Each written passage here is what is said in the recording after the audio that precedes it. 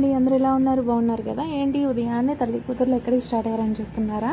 నేను మా పిన్ని వాళ్ళ ఇంటికి వెళ్తున్నానండి. అంకమ్మ దేవతకు సంబరం చేస్తున్నారండి మా పిన్ని అన్నయ్య వదిన అక్క బావ వాళ్ళు. సో నేను కూడా వెళ్తున్నాను. ఇంటి దగ్గర నుంచి స్టార్ట్ అయ్యేసరికి లేట్ అయిందండి. ఇంకా నచ్చేసరికి దారిలోనే వాళ్ళు కలిశారు, సంబరంతో వస్తున్నారు. ఇంకా నేను వాళ్ళతో పాటు జాయిన్ అయిపోయాను. ఇంకా వెళ్ళానో లేదో ఇంకా స్టార్ట్ చేశారండి గులాం పట్టుకొని. ఇంకా మా అక్క వచ్చేసింది, గులాం వేసి ఫుల్గా కప్పే మొత్తం గులాంతో నింపేసిందండి నన్ను. ఇంకా అమ్మ చెల్లి వాళ్ళు అందరూ వచ్చారు. అందరం కలిసి మొత్తం ఫ్యామిలీ అందరం కలిసి టెంపుల్కి స్టార్ట్ అయ్యామండి. మా వదిన మా అన్నయ్య అండి దీపాలు పట్టుకున్నారు.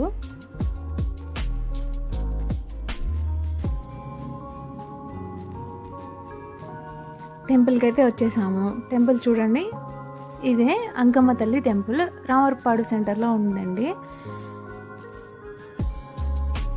ఇంకా అందరం లోపలికి వెళ్తున్నాము. ఇది బయట ఎంట్రన్స్ అండి.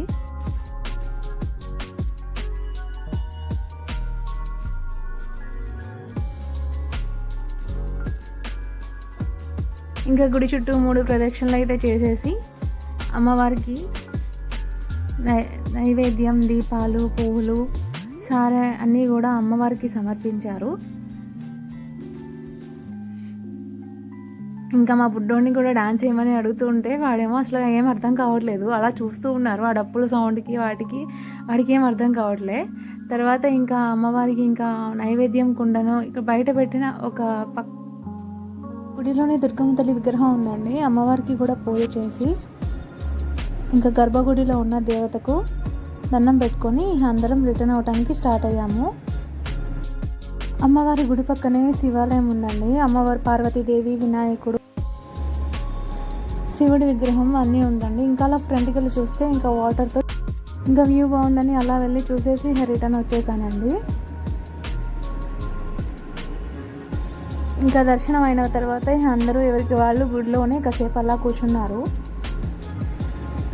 కూర్చొని ఒక 10 నిమిషాలు అయిన తర్వాత టెంపుల్ నుంచి స్టార్ట్ అయ్యామండి.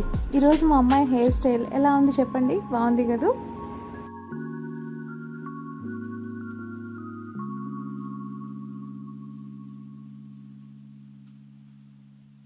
మధ్యాహ్నం లంచ్ ఏమేమి ప్రిపేర్ చేశారు, వాటిని ఎలా తయారు చేశారు ఏంటి అనేది నేను క్లియర్గా ఒక వీడియోలో నెక్స్ట్ అప్లోడ్ చేస్తానండి. ఓకేనా? బాయ్.